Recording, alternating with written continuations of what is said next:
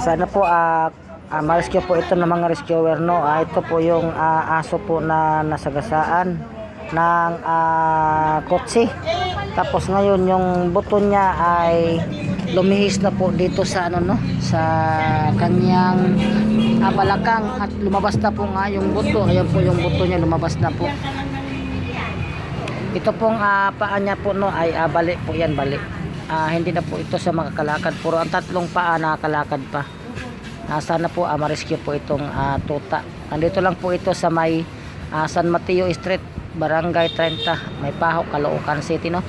Makikita mo yung buto na yan, opo. Lumihis na po yan, at yung buto na yan ay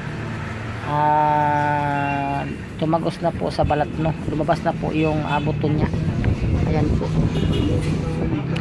Sana po ma-rescue po itong si Dugi. Dito lang po siya, pero nakakalakad naman siya, no. Ang tatlong paa na nakakalakad naman, pero itong isang paa niya ay hindi na po nakakalakad yan, kasi ang buto po nga niya ay lumabas na po sa kanyang balat at nagnanana na po, no. Sana po ma-rescue po ito. Yung may-ari po nito ay wala kasing pera, wala kasi pagpapagamot daw sa kanyang alaga, kaya hinayaan na lang po na ganyan. Nangamoy na po ang kanya pong baywang, ang isang paa. Sana po ma-rescue po ito. Dito lang po yan sa may San Mateo Street, Barangay 30.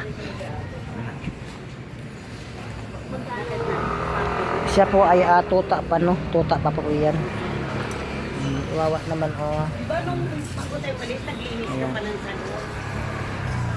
So ayan nga po, sana po ma-rescue po itong tuta. Naghintay lang po kami kung sino po ang gustong mag-adapt po nito o mag-rescue. Sana po matulungan po natin ang tuta na ito, no. Ayan po. Sobra po nitong mabait po yan.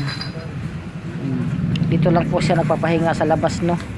At mayroon naman po electric fan siya, oh. Naka-electric fan po siya, dito po sila tutulog.